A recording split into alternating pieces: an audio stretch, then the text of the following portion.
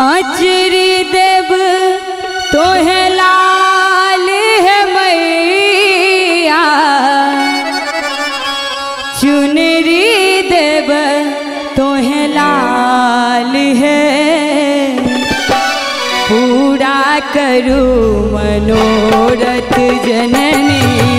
अचरी देव तोहे लाल है, पूरा करू मनोरथ जननी। अचरी देव तोहे लाल है, अचरी देव तोहे लाल है मैया, चुनरी देव तोहे लाल है, अचरी देव तोहे लाल है मैया, चुनरी देव तोहे लाल है, पूरा करू मनोरथ जननी। अचरी देव तोहे लाल है, पूरा करू मनोरथ जननी।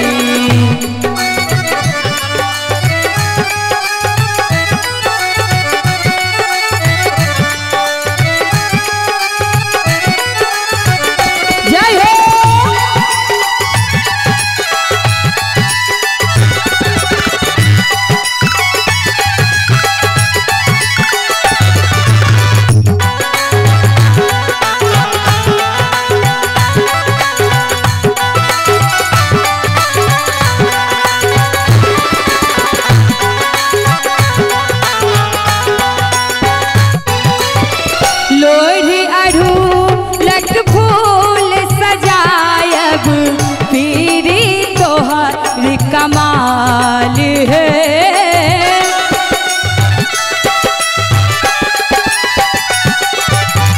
लोरी अढ़ूलक फूल सजायब, पीरी तोहर कमाल है, लोरी अढ़ूलक फूल सजायब, पीरी तोहर कमाल है।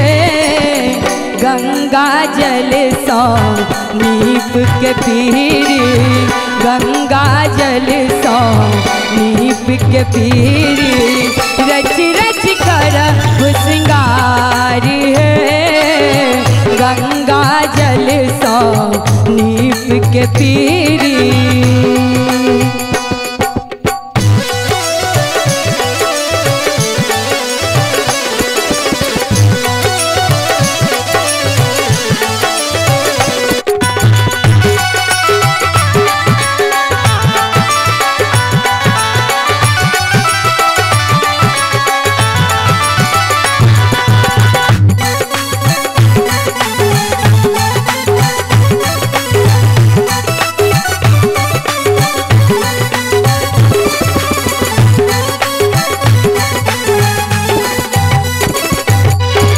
नभ का कोसिया में धूमन लौका, गूगुल धूप जरब है,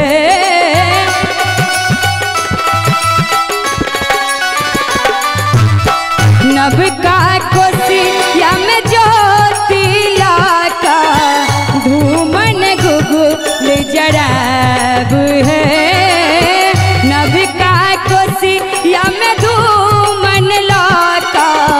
धूप गुगुल जरब है, गम गम गम गम गहबर करते, गम गम गम गम गहबर करते, देव हम तू ढक ढार है, गम गम गम गम घूमन करते, देव हम तू ढक ढार है, पूरा करो मनोरथ जननी। चुनरी देव तोहे लाल है, पूरा करो मनोरथ जननी।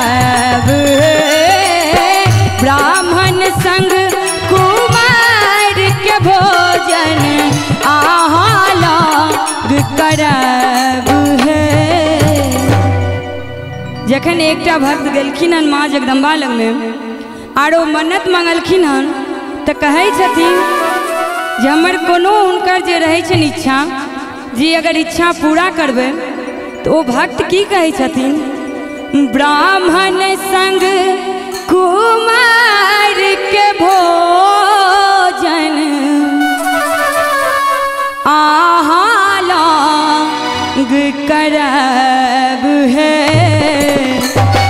दयामयी कहबै छी जननी दयामयी कहबै छी मैया भक्त शरण में आली हे दयामयी कहबै छी मैया भक्त शरण